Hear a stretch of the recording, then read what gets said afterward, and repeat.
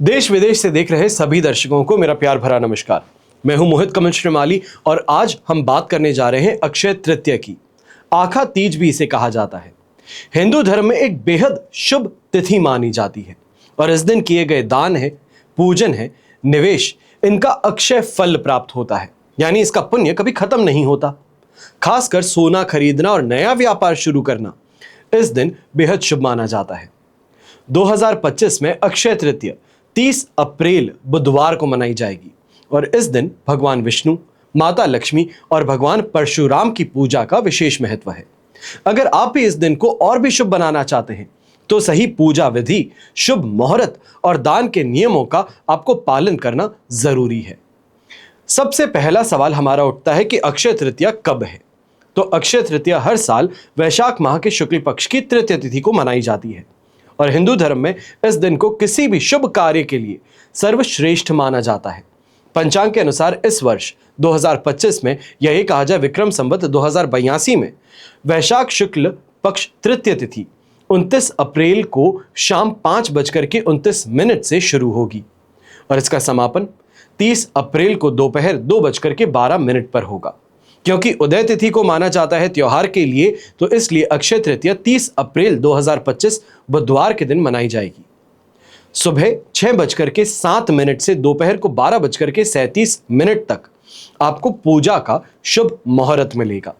इसी के साथ में सबसे पहला सवाल जो उठना चाहिए है वो ये है कि अक्षय तृतीया पर सोना खरीदना शुभ है, तो शुभ मुहूर्त सोने की खरीदारी के लिए कब बनेगा? तो आपको अब वो भी शुभ मुहूर्त बता रहा हूं। 30 अप्रैल को सुबह 6:01 से लेकर 2:12 तक आपको ये शुभ मुहूर्त मिलने वाला है। इसमें शुभ का चौघड़िया 10:57 से 12:35 तक है और लाभ और अमृत का चौघड़िया 6:01 से 9:18 तक है।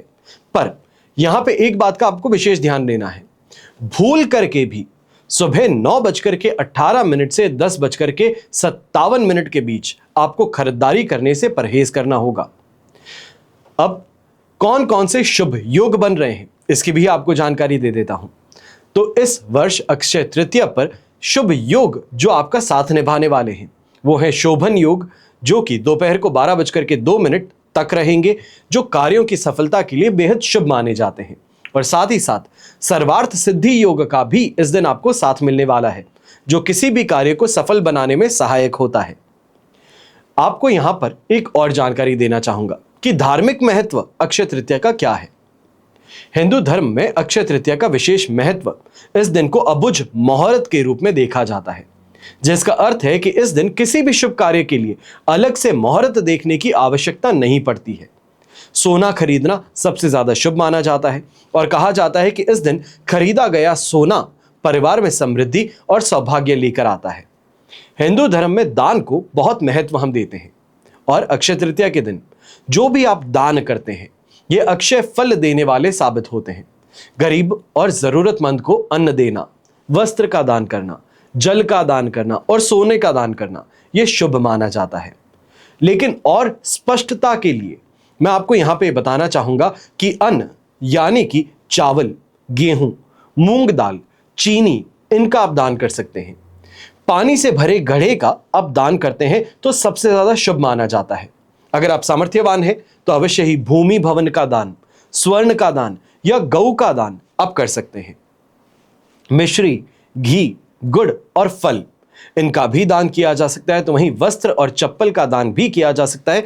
किसी भी पंडित को या फिर आपके आसपास में जो भी मंदिर हो, उनके जो पुजारी हैं, उनको आप ये दान दे सकते हैं।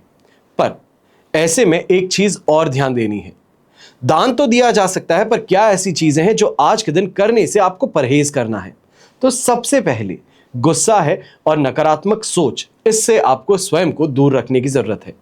किसी का अपमान आज के दिन भूल करके भी ना करें, नशीले पदार्थ का सेवन ना करें और दान को अहंकार से करने की गलती बिल्कुल भी ना करें। सच्ची श्रद्धा के साथ में दान किया जाए तो बेहतर है। ऐसे में अक्षय तृतीया से जुड़ी कुछ विशेष पौराणिक कथाएं भी हैं।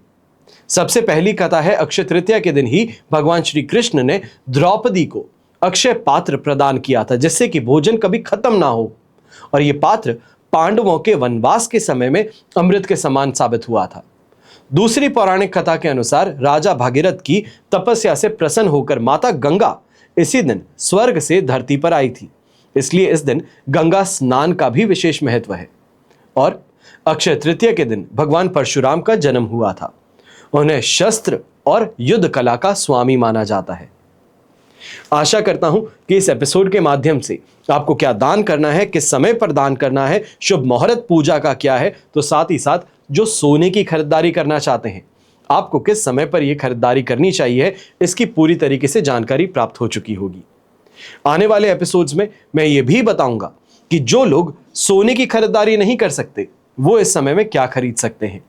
अगर आप जीवन में परेशानियों से ग्रसित हैं, फिर वो चाहे प्रमोशन की समस्या हो, अपने व्यापार की समस्या हो, घर परिवार में सुख की समस्या हो, या ये कहा जाए कि जब देखें तब झगड़ा होता रहता है, कलेश रहता है, तो उसके लिए क्या उपाय किए जा सकते हैं, ये आने वाले एपिसोड्स में मैं आपको जानकारी दूंगा।